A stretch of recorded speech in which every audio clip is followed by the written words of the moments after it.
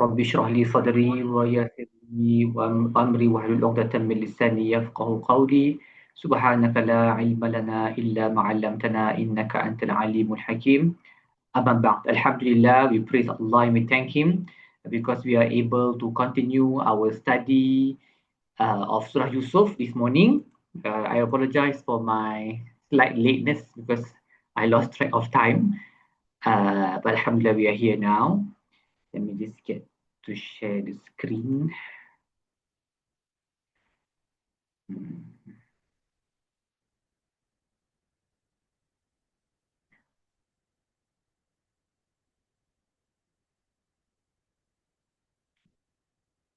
Okay,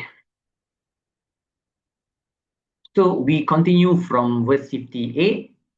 So Nabi Yusuf, in the previous classes, we spoke about how Nabi Yusuf alayhi salam, he left jail after the king sent for him, after the king had a dream, but he refused to come out. And then he said, I will not come out until the matter of the women who cut their hands are resolved. And even in that statement, the matter of the women who cut their hands, he didn't mention specifically who were the women. Satran lahum. Satran lahum is to cover up for them. From the adab of the Prophet ﷺ, he didn't mention specifically who is, he just mentioned broadly the issue of the women who cut their hands. And then he came out and he spoke with the king, and the king made him wanted to make him the grand vizier, but he wanted to be in charge of the storehouses of the land. Because he said he was Hafizun Alim. Okay, so now we come to the point where Nabi Yusuf alayhi salam is going to meet his brothers, or they would come to him. They are going to come to him now, and they will um, see him without them realizing that they are talking to Nabi Yusuf alayhi salam. So here it is, وَجَاءَ إِخْوَةُ يُوسُفَ فَدَخَلُوا عَلَيْهِ فَعَرَفَهُمْ وَهُمْ لَهُ مُنْكِرُونَ. So Yusuf's brothers came to him and they entered upon him, and he knew them straight away. The moment he saw them, he knew them straight away. وَهُمْ لَهُ مُنْكِرُونَ. But they never in their wildest dream would have thought that the person standing in front of them was Yusuf alayhi salam. Totally unaware. Munkirun. That's why the isim form is used, munkirun. And when is this thing happening? Probably a number of years into the drought. So you remember the dream, the king had, Nabi Yusuf interpreted the dream of the king, saying that there will be 7 years of good harvest, followed by 7 years of poor harvest, and then a year of plentiful rain. So this is probably already a few years into the drought. And it's so bad that it has spread to the neighboring regions of Egypt, including Palestine. So I think at the minimum you could say about 10 years now. And if you take into consideration from the time they threw him into the well, and then the number of years he grew up in the house of the minister until he became a young, handsome man, and then he was thrown in jail, and then he has come out now. He has worked for the kingdom for 10 years. Give and take, 25 to 30 years have passed by since they threw him in the well when he was a small boy, 6 or 7 years old. So, of course, they are not able to recognize him.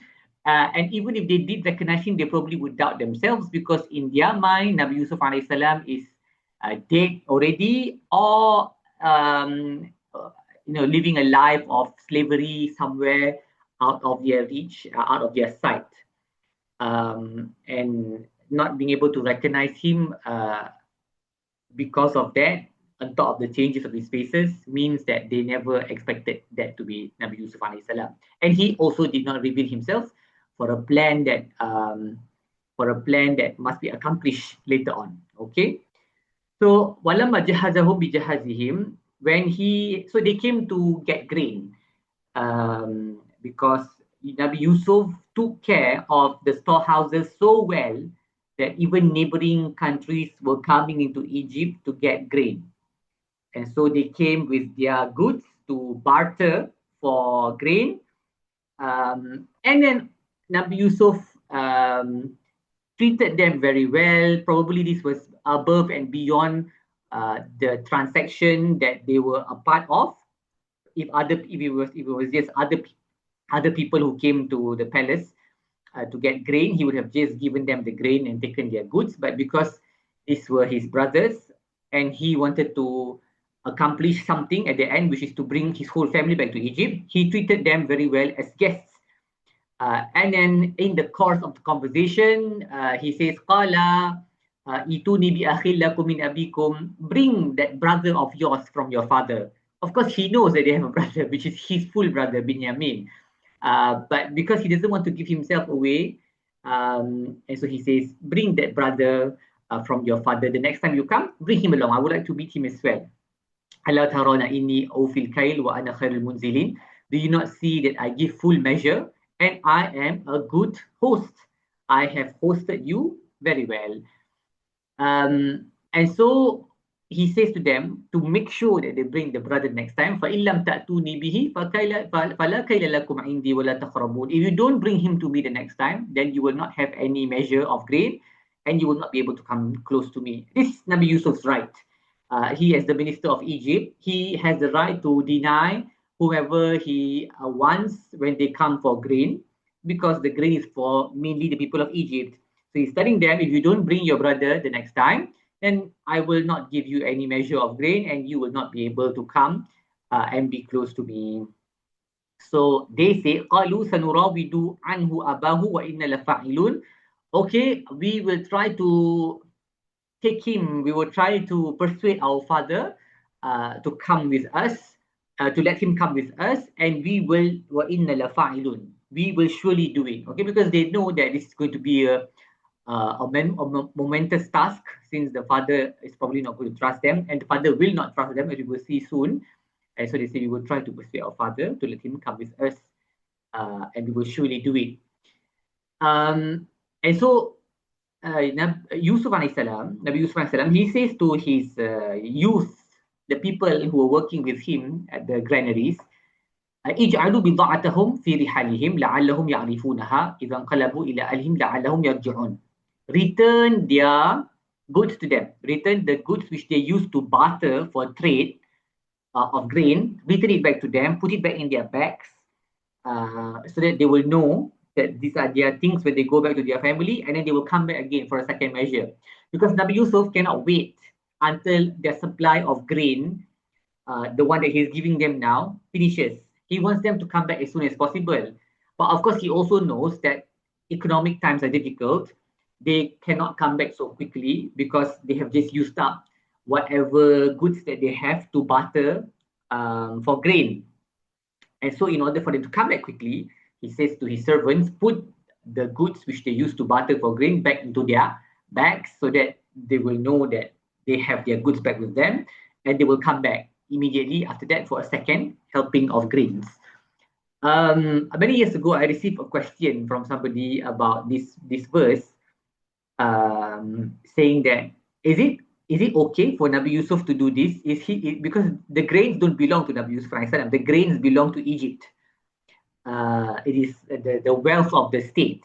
So how is it that he gave back their goods which they used to barter for grain, and basically give them the grain for free? How is it? He's not supposed to do that. This would be cronyism or nepotism or whatever you want to call it. And so when we and there was quite a perceptive question, but when we look at the ayat of the Quran, when we study the life of the Prophet ﷺ, when we know that the prophets are ma'soom, which is they do not commit sins, then we have to understand this verse in that paradigm, in that framework. So what would Yusuf have done if he is not allowed to give the state wealth for free to his family members, which is haram, of course?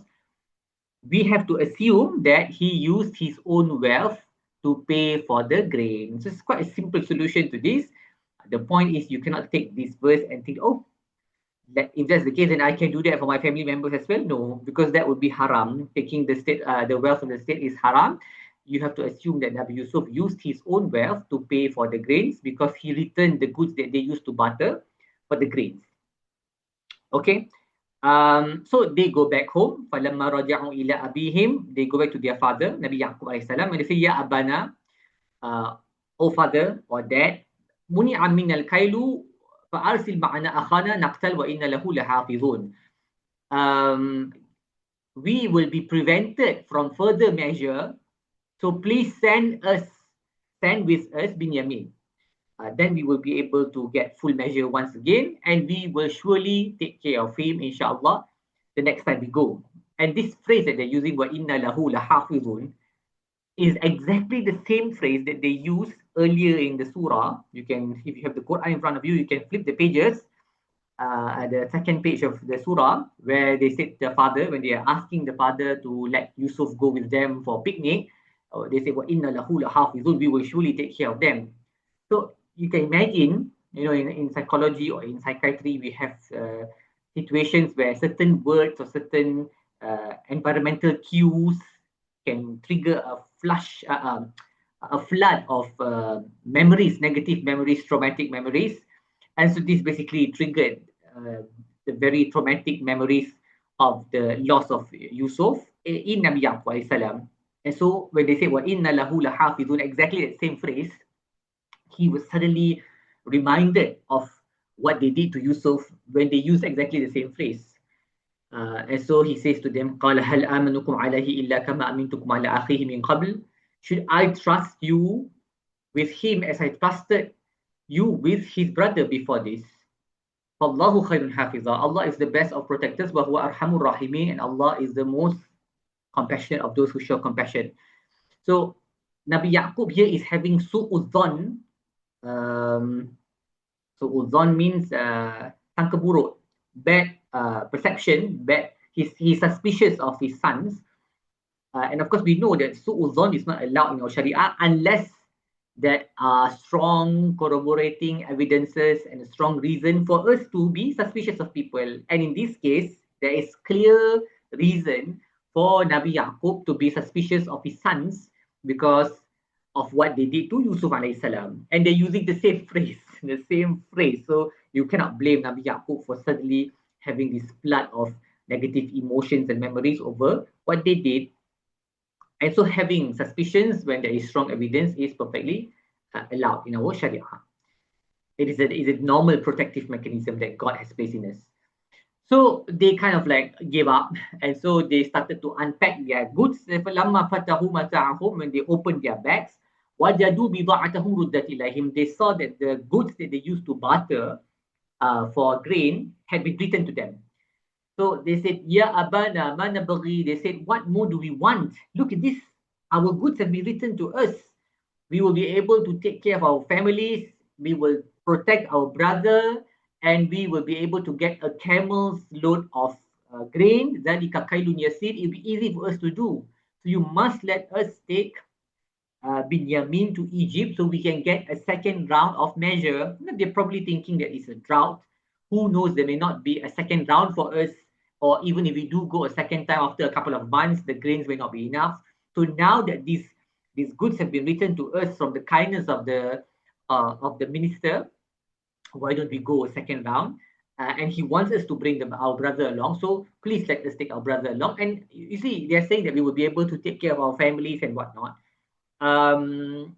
And this shows that actually the brothers are quite responsible. The fact that they went all the way to Egypt to get grain to feed their families shows that overall the brothers of Yusuf they're not inherently bad people who refuse to fulfill their duties as husbands or as sons. They are taking care of their families, but it was just the hasad, the envy that they had of Yusuf many years ago, which drove them to do the unthinkable. But other than that, they are actually good people who do whatever they are supposed to do. And perhaps it is because of this that Allah will guide them later at the end of the story. And so, because they have persuaded their father so much now, so the father says to them, Nabi Yaqub is a rational person, although he's quite emotional about what happened in the past. He's rational in the sense that he knows their request is not something that is they're not doing it because they want to get rid of Binyamin. They are doing it for a good reason now, because they want to feed their families. And so he says, okay, falan, I will send him with you, but then lan ursilahu ma'akum hatta tutuni mawfiqan min Allah. I will not send him with you until you make a promise with Allah. La ta'tunani bihi illa yuhata bikum, that you will bring him back to me unless you are surrounded. Surrounded means you are captured or you are caught by enemies or something like that. فَلَمَّا آتَهُ مَوْثِقًا قَالَ اللَّهُ عَلَى مَا نَقُولُ وَكِيلٌ. So after they took a solemn oath, saying that we will do this, we promise by Allah that we will bring back Binyamin no matter what happens. Then he says, Allah is wakil, Allah is the guarantor, or the one who is looking over affairs, over what we have said. Allah, we trust Allah with whatever oath that we have made here. And so this teaches us that when you want people to fulfill their oaths, it's good to ask them to promise by Allah. Of course, this is not needed most of the time.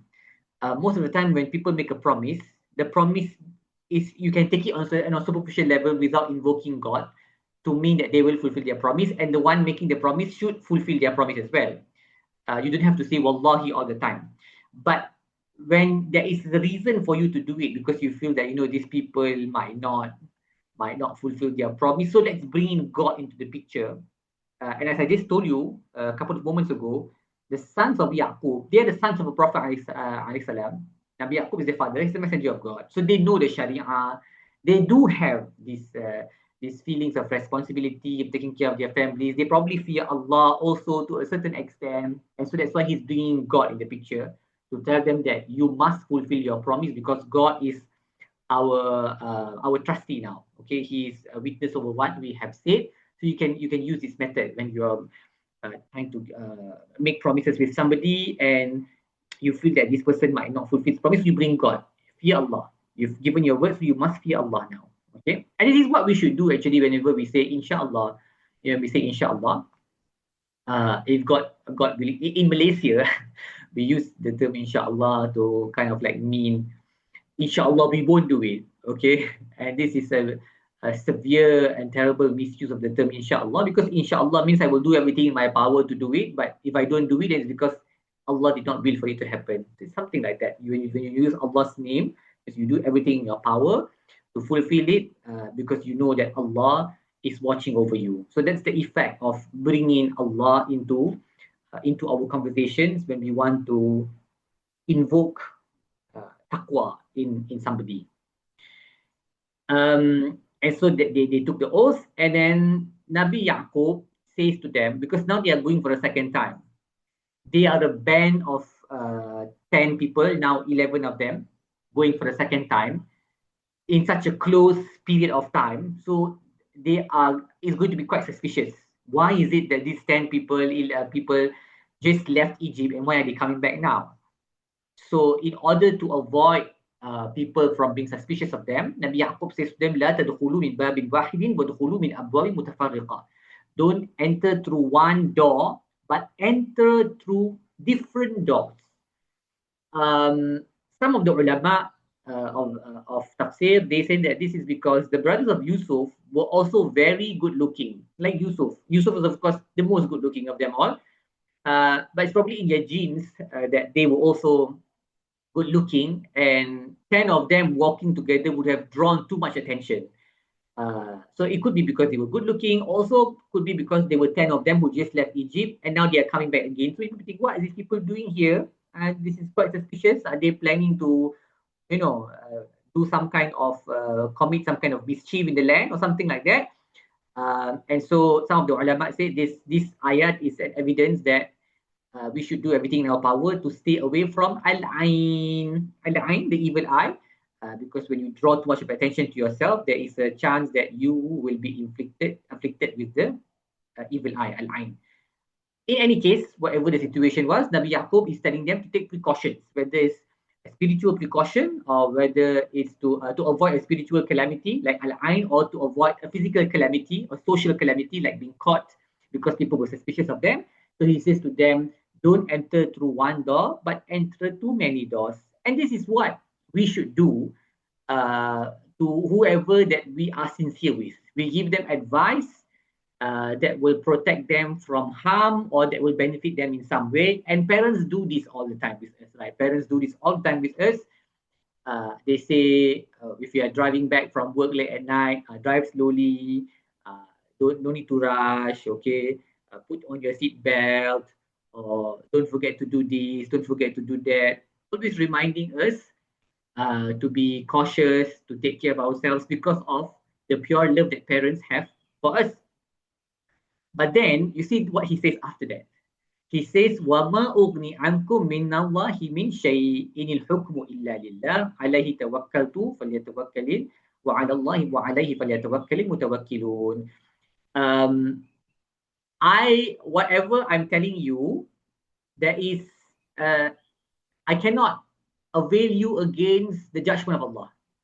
If Allah decrees that something bad is going to happen, whatever you do, even if you enter to different doors and you took all the necessary steps to prevent something bad from happening, it will still happen.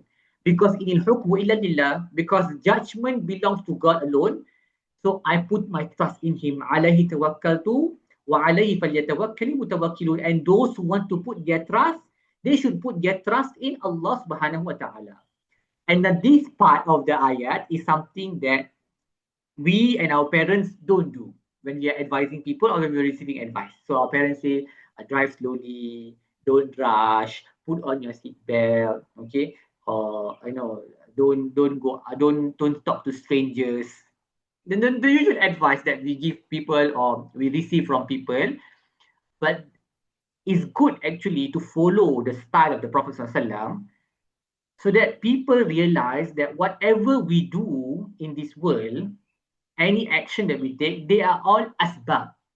Asbab means they are only means. They don't benefit. The means have no intrinsic benefit. This is a materialistic view of the world. If you believe that the means itself can produce effect independently, that if you believe that if you drink a glass of water, it is the water that is making your thirst disappear, this is shirk. Because we know that Allah subhanahu wa ta'ala, He is the musabbibul asbab. He is the one who gives means their effect. If Allah wills for the means to have no effect, then the means will have no effect. You can drink 7 great lakes of water, but if Allah wills for you, for your thirst not to be quenched, it will not be quenched. And there are many places in the Quran which prove this. So in the story of the birth of Nabi Isa or the birth of Nabi Yahya, Allah is telling people, teaching us that we work with means, but Allah doesn't work with means. So in the case of Nabi Zakaria having a child, Sayyidatina Maryam having a child, there is the lack of means. There's no way that they could have had children, either because of extreme old age or because there's no father. But Allah just says kun fayakun. He says be and it is. And on the flip side, we have the story of Nabi Ibrahim, where the means was there, the fire, but the fire did not burn Nabi Ibrahim. Qul ya naru kuni bardan wa salaman ala Ibrahim. Allah says, "O fire, be you cool and safe for Ibrahim." So Allah doesn't work with the means, and that is what we have to remind ourselves all the time.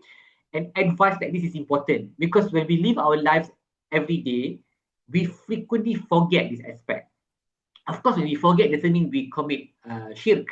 If we truly believe that, then it's shirk. But if we just forget about it, it erodes our tawakkul.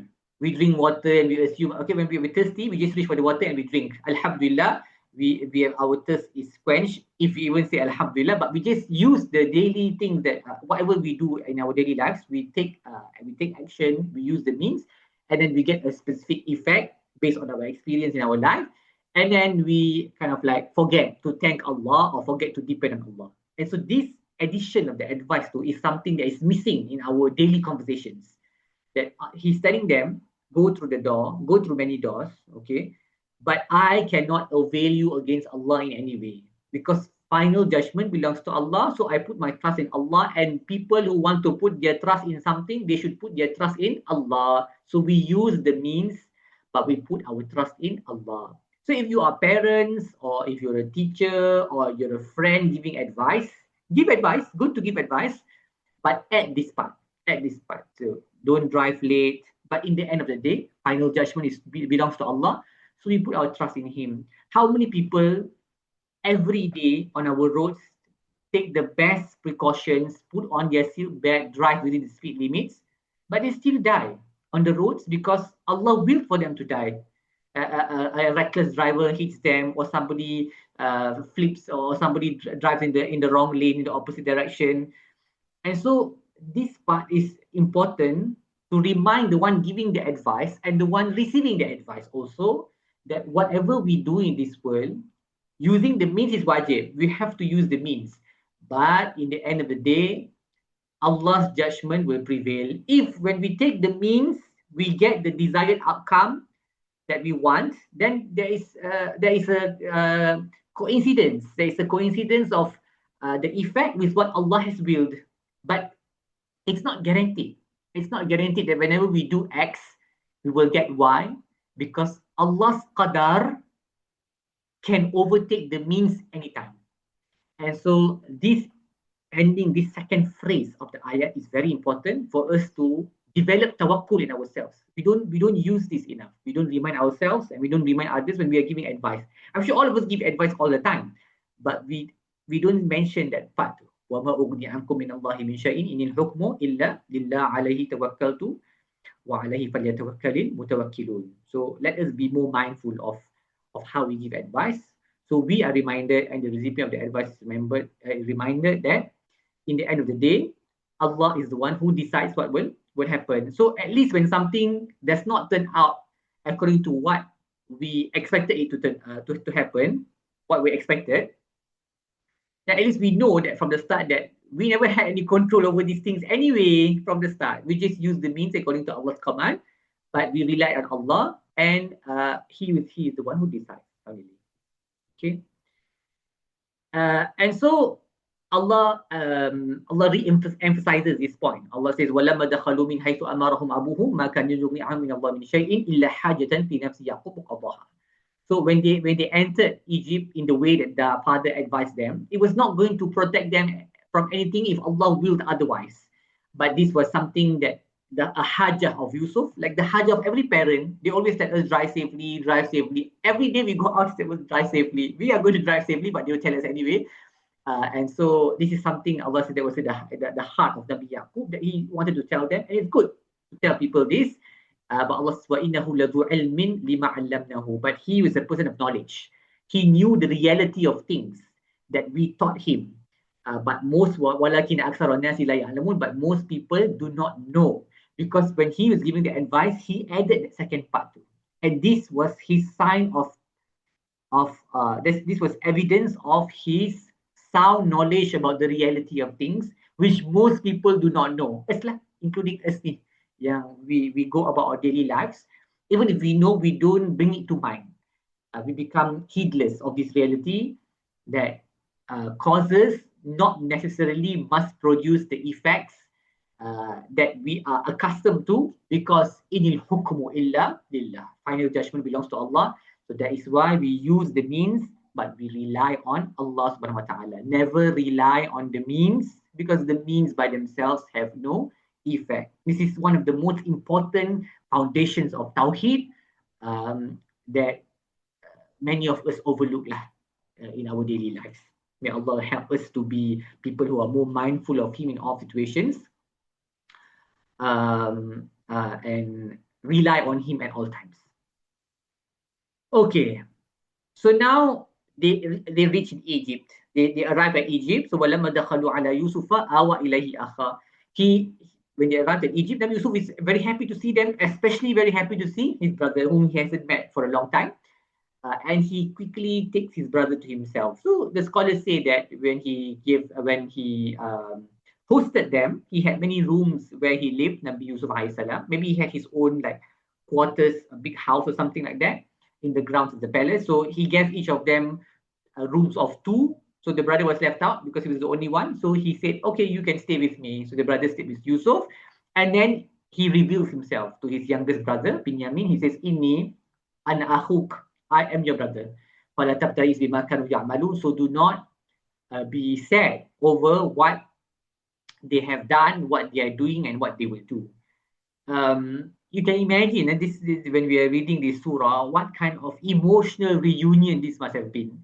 Nabi Yusuf really misses his brother so much, and the brother probably is under the impression that the brother has died. And then suddenly you come to Egypt, and your brother is in front of you alive, and he takes with him several ministers at that. And it must have been such a wonderful moment for both of them, full of emotion and gratitude to Allah that Allah actually saved Yusuf, and now Binyamin gets to meet him. Okay, and he has to reveal to his brother that he is Yusuf because of the plan that uh, he's going to do now. Okay, and that is when falamma jahazahum bijahazihim, when they already prepared all the things that they were supposed to prepare to make their journey back home. جعل السقاية في رحل أخيه. He placed the siqaya. The siqaya is like a cup. It could be the cup that was used in the palace by the king, or a royal cup that was a gift to Yusuf, or some of them say it's a royal measure. They used the cup to measure the grain too. But it was an important cup belonging to the palace. And he placed it in the bag of his brother. Nabi Yusuf placed that cup in the bag of his youngest brother. And then, of course, the servants, when they were kind of like preparing the stuff, they realized the cup was missing. And then summa azana mu'azzinun, an announcer called, ayyuhal ayr innakum lasariqun. O people of the caravan, you are thieves. Now, the scholars are divided whether the servants of the palace are in aid with Nabi Yusuf alayhi salam, whether they knew the plot of Nabi Yusuf, and he was the one who told them to call the brothers thieves. Or it could be that he did it secretly and even the servants didn't know, but because of the circumstance of the situation, the context that they were the only people there at that time, so somebody amongst them must have stolen the cup. Otherwise, where would the cup go? If it was Yusuf who said to them to say to call them thieves, then the scholars have a further discussion. How is it that Yusuf can tell the servants to call them thieves when they are not thieves? Because this would be slander. And so the scholars who go with this idea, with this version of the story that Nabi Yusuf was the one who told the servants to call them thieves, they say that Yusuf was using the term thieves in the broader sense, because even though they did not steal the measure, the cup, they stole him from his father. So the term sarikun, thieves here, is appropriate for them. Okay, but if you were going with the other version, which is closer to the reading of the Quran, because there's no indication in the ayat that Yusuf told the servants, salam, that he told the servants to say this. That means the servants discovered that the cup was missing themselves, and they came to the conclusion that the brothers stole it. Then the servants calling the brothers thieves is not something that requires further discussion, because they are just going based on the evidences that they are there, or the most likely thing to have happened. So it doesn't involve Nabi Yusuf at all. So there's no issue of slander coming from Prophet. And so they turn around and they say, Mada tafkidun, what have you lost? What is missing? And so they say, Nafkidu suwa al-malik, we have lost the measure of the king, okay, which is the cup too.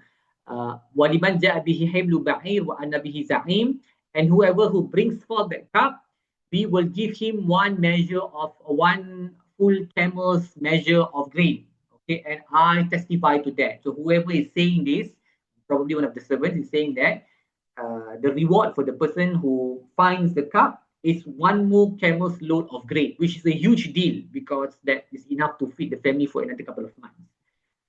And so the brothers are saying, قالوا تالله لقد علمتم ما جئنا لنفسد في الأرض وما كنا سارقين. You all know that we have not come here to cause any mischief, because we have come here before, we are coming here the second time. Why would we do this? Why? There's no reason. We come here with full hope and gratitude towards the kindness of the minister for giving us grain. Why would we sabotage our own endeavor to get grain? Why would we do this? We are not thieves. So they're saying that they're defending themselves. We are not thieves. And so Qalu, they say, فَمَا جَزَاؤُهُ إِن كُنتُمْ كَاذِبِينَ. If you are lying, then what would be the punishment? If we do find out that in the end you are thieves, or at least one of you is a thief, then what would be the punishment? This is from the plot of Nabi Yusuf alayhi salam that Allah taught him. That is, Nabi Yusuf knows from the Sharia of his father that somebody who is caught as a thief, that person becomes the slave of the owner of the stolen good.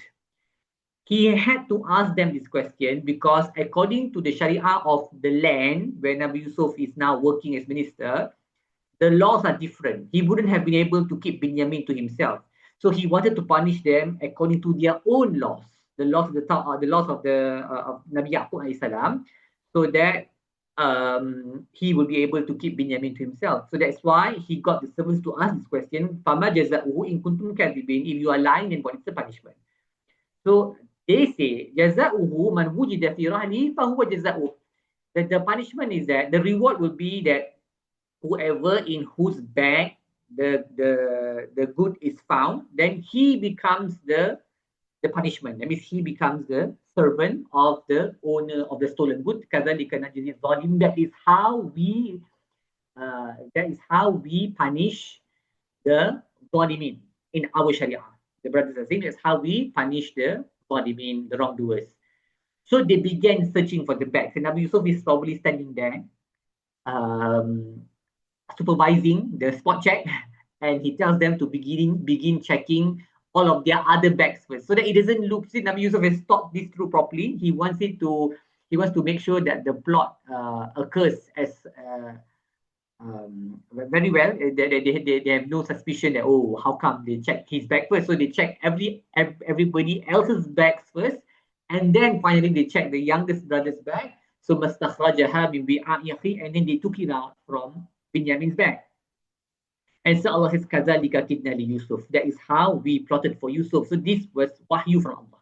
Allah was the one who told Nabi Yusuf to do this plan, to carry out this plan. Maka Nabi Yaqub akhuhu fi dinil malik. He would not have been able to take the brother according to the Sharia of the king, illa an yasha Allah, except that Allah willed that way. Allah willed for it to happen that way. نرفع درجات من نشاء وفوق كل ذي علم عليم. We raise the ranks of whomever we will, and above every knowledgeable person is another knowledgeable person, and another knowledgeable person, ending up with Allah subhanahu wa ta'ala as the most knowledgeable of all.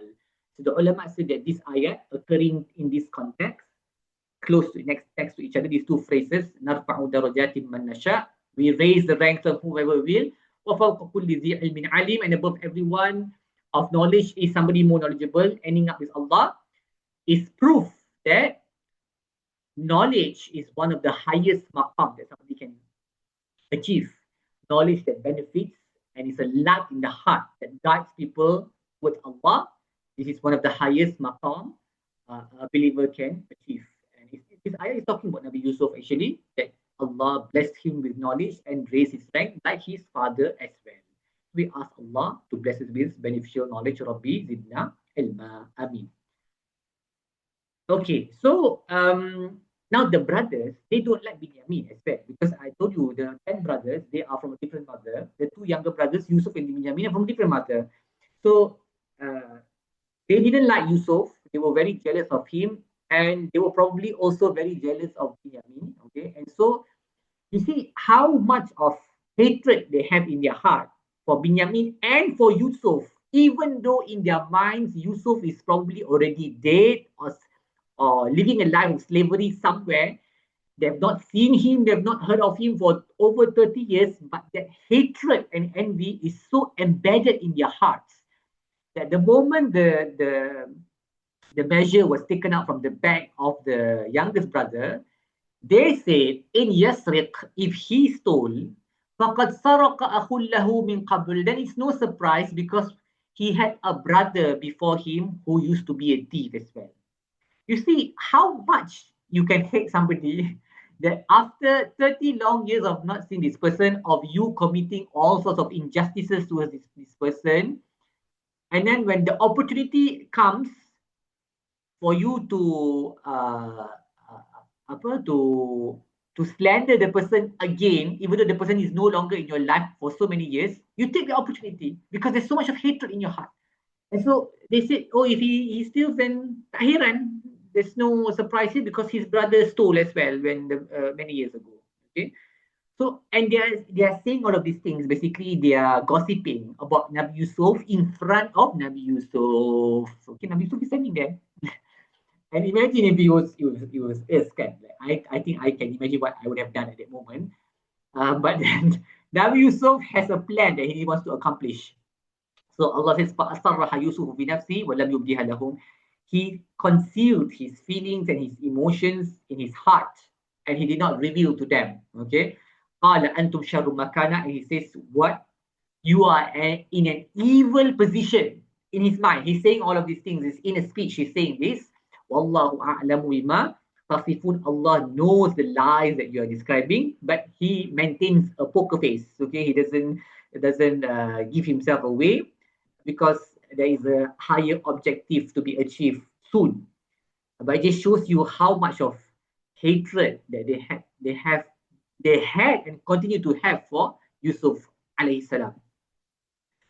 And so they says, Ya Yuhal Aziz, O minister, he has a very old father, so who loves him dearly. So why don't you take one of us in his stead?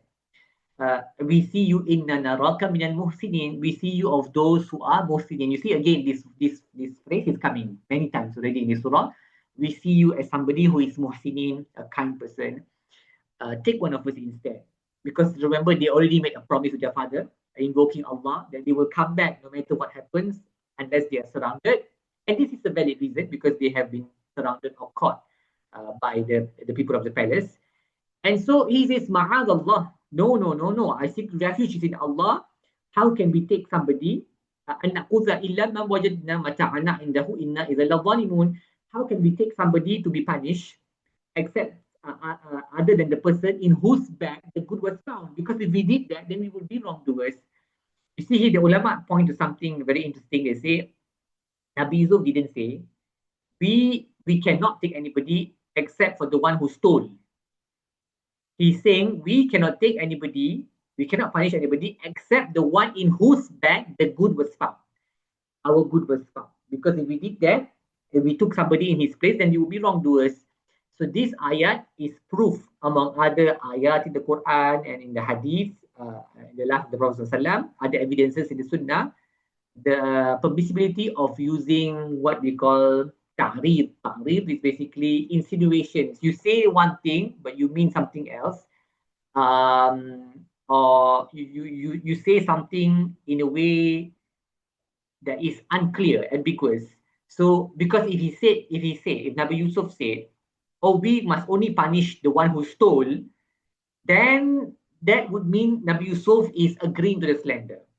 But Nabi Yusuf knows that the brother didn't steal. The brother also knows that he didn't steal. He knows this was part of Nabi Yusuf's plan. So he's saying, oh, we will only take the one in whose bag the good was found. So he's using a more general term to avoid the direct accusation of theft.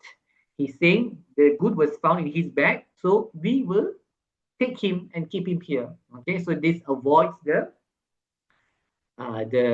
direct accusation of theft. And so we can use it in our life as well. So for example, if somebody asks you a question, have you ever drank alcohol before, for example, nobody should ask you these kind of stupid questions. But let's say somebody asks you a question like this, or have you committed any major sins in your life, like drinking alcohol? So you can say something like, maybe let's say you were somebody who used to drink alcohol, but Allah saved you from it. So you can say, no, Allah saved me from it.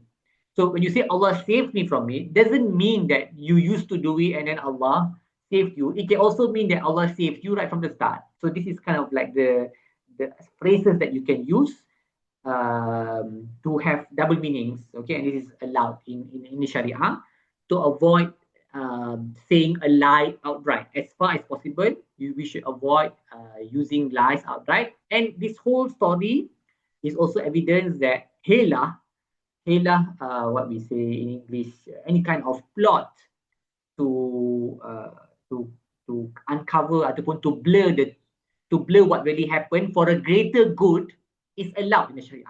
Okay, so of course, if you can achieve that outcome without resorting to all of this hela, then you should do that. But if, let's say, the only way to achieve that is through hela, which by default is not allowed because it's a kind of lying, then in the case where there is some kind of benefit or to prevent some kind of harm, then this is allowed by Sharia. And this is a major principle in fiqh, in our Sharia, that something which by default originally is haram, it can become halal in certain contexts, like having suspicions is not allowed in Sharia, but if there's strong reason to be suspicious, then this is allowed. Like gossiping about other people, like Nabi Yusuf warning Nabi Yaqub warning Nabi Yusuf at the beginning of the story, don't tell your brothers about your dream. So this is basically gossiping, but this is a gossip that is not only allowed but obligatory because you are preventing some kind of harm from happening. So in the same way, when you concoct some kind of plan for a greater benefit, especially to return, to restore rights that were taken away, then this is something that is allowed by the Sharia also. Okay. So they got together and then they discussed what should we do, because he insists that Binyamin must stay here. So qala kabiruhum, the oldest of them say. So Allah is mentioning specifically who is saying this because something good. So Allah specifies. When we talk about something bad about somebody, we say in general terms.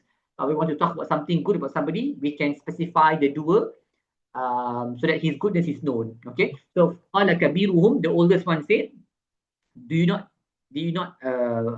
remember that we took an oath from our father that we will not we will make sure to bring him back, and we already broke our father's heart. We were neglectful of Yusuf a long time ago. We already broke his heart. We broke our promise at that time. So he says, I will not leave this earth. I will not go back. I will stay here in Egypt with Binyamin until my father grants me permission to come back, or Allah judges. So you see, the brother also has this sense that the father can decide one thing, but Allah can decide something else also. Okay, so he's also invoking Allah, which shows you that these older brothers, they have this God consciousness, taqwa, but hasad really kind of like drove them away, drove them towards doing the unthinkable. So he say, like, my father gives me permission, or Allah judges me, for he is the best of judges, wa huwa khairul hakimin. And so he says, go back to the father and say to him, oh father, ya abana inna ibnaka saraq, your son stole, according to what we saw. Okay, and we only tell you what we saw. Wa ma kunna lil ghaibi hafizin, because we do know anything of the unseen. We only tell you what we witnessed, which is he stole because the good was found in his bag. And so Nabi Yaqub, when he listens to this, so for them, in order for them to prove their point, they say, what's qaryata allati kunna fiha wal ayra allati aqbalna fiha wa inna lasadiqun, because they know that the father is not going to believe them because they have this track record of lying. And so he says, if you don't believe us, then you can ask the city where we came from, ask the people from where we came from, which is Egypt, or ask the caravan. We went with the caravan, a group of other people. You can ask them as well that we are speaking the truth this time. Okay. And so Nabi Yaqub salam is not happy. He knows that Binyamin is not capable of theft. But because of what they did to Yusuf, he is saying, Bal sawwat lakum anfusukum amra, you have done something again. Your souls have driven you to do something evil like what you did with Yusuf in the past. This is an accusation from Nabi Yaqub because this is not true. They didn't come up with a plan to keep Binyamin there. That was Nabi Yusuf's plan. But Nabi Yaqub is not blameworthy by saying this, because he has reason to believe that they did it based on their track record. So when you have these negative suspicions about people, and you really don't want to have anything to do with them, and you feel that they must be the culprit again because of something that they did in the past, and perhaps also because Nabi Yaqub saw how they have been mistreating Binyamin all of these years, even though Yusuf is not there anymore. So he makes this statement, and he's not to be blamed for this. He has not committed a sin. So again he says, a beautiful patience. Asallahu ayyatiyani bihim jami'an innahu huwal alimul hakim. Perhaps Allah will bring them back, all of them, to me. Innahu huwal alimul hakim, because Allah is most knowledgeable and most wise. And then watawalla anhum, and he turns away from them. We will end on this verse. Watawalla anhum wa qala ya asafa ala Yusuf. He says, how my heart aches for Yusuf. You see, he doesn't say how my heart aches for Binyamin or for the oldest one. We don't know his name in the Quran, but there are some names given based on biblical references. But that's not important for us to know the oldest brother's name. But the point is, now the tragedy has happened. The tragedy that has happened now involves Binyamin and the oldest brother, but the name that comes out of his mouth is Yusuf, which means that after all of these years, he's still so heartbroken over what happened to Yusuf. And so he says, Ya asafa ala Yusuf, how my heart is broken over Yusuf. وَبْيَضَّتْ عَيْنَاهُ مِنَ الْحُزْنِ, and his eyes became white. He became blind from sadness. وَهُوَ كَظِيمٌ, while he suppressed his emotions. So he did not complain about Allah's qadar, but he was complaining to Allah, not about Allah. And that's in the next verse, where he says in the two verses of Inni ashku bathi wa huzni Allah. We'll talk more about this in the coming class, inshallah.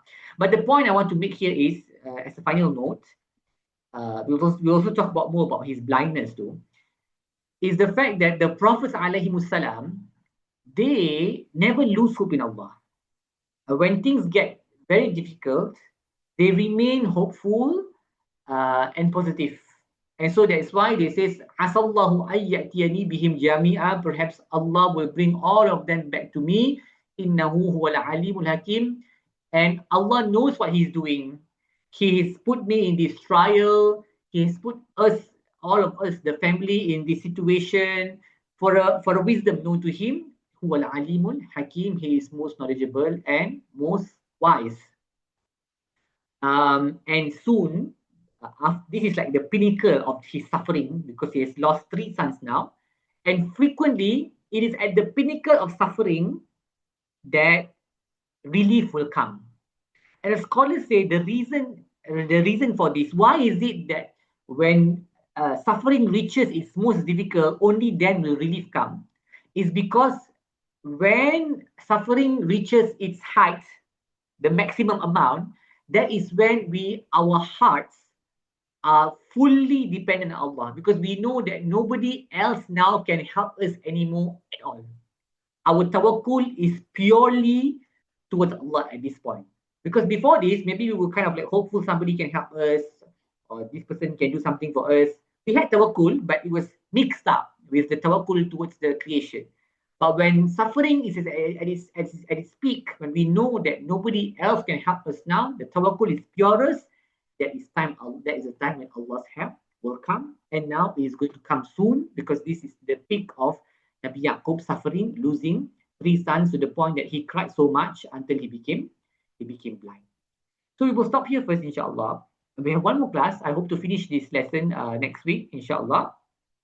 So I hope that whatever I've spoken about today, especially the part where when we give advice, we should also mention something about Allah being in complete control, so that it reorients our focus towards the power of Allah. We should try to practice it in our lives, with ourselves, with those around us, and the rest of the benefits from this, from the passage that we studied today, inshallah. So Sister Munira, you have something you want to share? Assalamualaikum warahmatullahi wabarakatuh. Thank you. I really enjoyed the session today.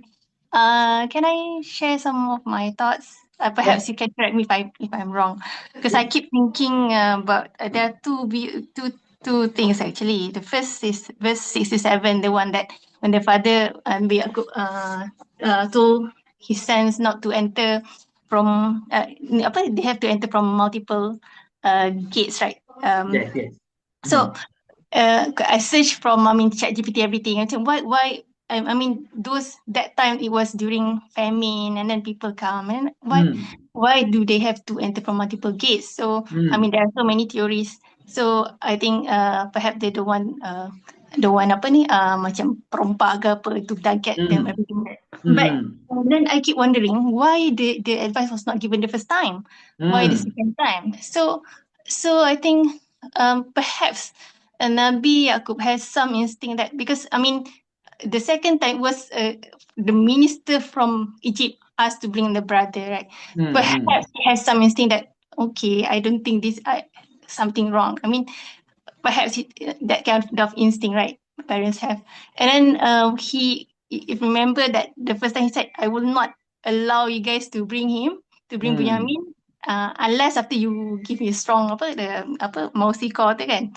So when the son give their pledges, right? So I mean, from one part, okay, he settled with the son's name, but I mean, perhaps he can protect the Bunyamin from the evil from the brothers, but he is not yet certain whether there is other evils awaiting his sons and in Egypt. So I wonder, perhaps there is because of his dia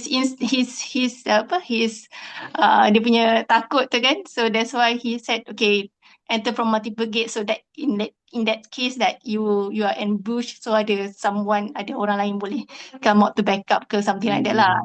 I that's my thought lah, the first one. And then the second one tu, and the first yang pasal yang mencuri tu kan, what the put ni. Actually I discuss this with my friend who is a prosecutor kan. So I think previously people said that, okay, this shows that when Nabi Yusuf accept the suggestion on on the punishment kan for the orang yang mencuri tu from the brother, it shows that his goodwill accepting other people's punya punishment. But I kind of thinking, I mean, that time other countries are dependent on Egypt. So Egypt macam let's say lah, macam contoh Malaysia and also US ke apa kan. So let's say kita ada some criminals kita and pergi ke US kan, I don't think the US government are going to macam, okay, kalau Malaysia hukuman macam ni, they will do their own right. Dia punya tu dia takkan ikut apa yang Malaysia nak kan. So I feel that this is something related to international law. And my friend tu dia share about, I think if everyone remember yang case Al-Tantuya kan, one of the killers tu dia given dia kena death penalty kan. So one of them lari to Australia. So bila Malaysia minta Australia tu serahkan balik yang lari tu, so Australia tak bagi, tak benarkan, because Australia doesn't recognize their sentence. So I feel that perhaps this is some international law yang macam it is macam law yang quite similar between Egypt and Canaan lah. And my friend tu dia ni juga, kenapa buat pula mencuri, why not ada, tapi that one kita orang tak ni lagi lah. So itulah yang that we kind of think about this lah. Okay, thank you, Sister Munira. So actually that first point that you raised, why did he not tell the brothers the first time when they went? The scholars actually do discuss this in the books of Tafsir, some of them. So some of them say it's because they are going in the second time, the danger is a bit more now because they are drawing more attention to themselves since they are going in such a short time. Some of them also say it could be because like they were afraid, he was afraid of what they might do to Binyamin the second time too. Or that not what they might do to Binyamin, that now Binyamin is with them and Binyamin is his beloved because he has a soft spot for Binyamin, so he's a bit more cautious. He feels that he needs to give them advice to protect Binyamin, not from them but from any harm that may come to them, because if harm comes to them, then Binyamin will be affected as well. Whereas the first time they went without Binyamin, so it's not that he doesn't love them very much, but it's like, okay, you can take care of yourself. But when Binyamin is there, I think I need to be more careful. Some of them keep this opinion as well. Allahu a'lam what is the best. I think the most yang paling zahir lah daripada ayat Quran is basically because they were going the second time, they were going to attract attention because they were a group of 10 people, quite many of them, so it was better for them to go through different doors, and that's why he gave them that advice. Okay, thank you everybody. Alhamdulillah, we praise Allah for giving us the opportunity to complete the lesson with some reflections from Sister Munira. So we stop here first and then we will continue next Sunday insyaAllah. Wassallallahu ala sayyidina Muhammad wa ala alihi wa sahbihi wa sallam. Walhamdulillahi rabbil alamin. Wassalamu alaikum warahmatullahi wabarakatuh.